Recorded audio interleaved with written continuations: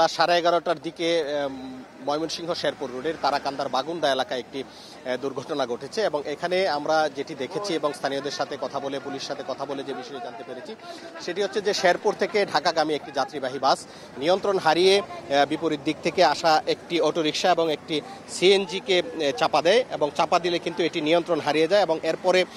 সেটি রং সাইডে বাসটি চলে আসে এবং চলে আসার পর কিন্তু আরও একটি সিএনজি একটি হ্যান্ড ট্রলি এবং একটি পিকআপের সাথে মুখোমুখি সংঘর্ষ হয়। মোট 5টি যানবাহনের সাথে বাসের সংঘর্ষ হয় এবং এই সংঘর্ষের কারণে ঘটনাস্থলেই কিন্তু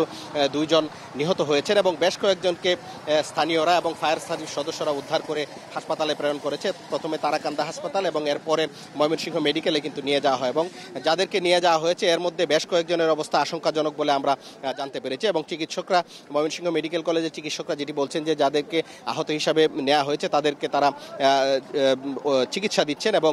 তারা সম্ভাব্য সব রকম চেষ্টা করছেন যেন তাদেরকে সুস্থ করে তোলা যায় এবং এই দুর্ঘটনার কারণে কিন্তু এখানে প্রায় 1 ঘন্টারও বেশি ময়মনসিংহ শেরপুর সড়কে যানবাহন চলাচল বন্ধ ছিল।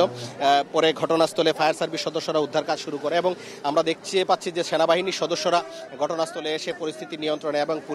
এবং পুলিশ সদস্যরা ছিল এবং সেনাবাহিনী এবং পুলিশের হস্তক্ষেপে প্রায় 1 ঘন্টা পর শেরপুর ময়মনসিংহ রোডে যানবাহন চলাচল শুরু হয়েছে। তবে এখানে স্থানীয়রা যেটি বলছেন এটি একটি দুর্ঘটনা প্রবণ এলাকা এবং এখানে প্রায়ই দুর্ঘটনা ঘটে এবং এই সড়কে কিন্তু গত একদিন আগেই এই সড়কে তারাকান্দা এবং ফুলপুরে সড়ক দুর্ঘটনায় 11 জন নিহত হয়েছেন। একদিন পরেই কিন্তু আজকে এখানে আরো 2 জন নিহত হয়েছেন ঘটনাস্থলে এবং বেশ কয়েকজন গুরুতর আহত অবস্থায় আছেন। তো এই ছিল আমার কাছে ময়মনসিংহের তারাকান্দা থেকে সর্বশেষ। সড়ক দুর্ঘটনার খবর জানাতে ময়মনসিংহ থেকে যুক্ত হয়েছিলেন সহকর্মী হারুনুর রশিদ।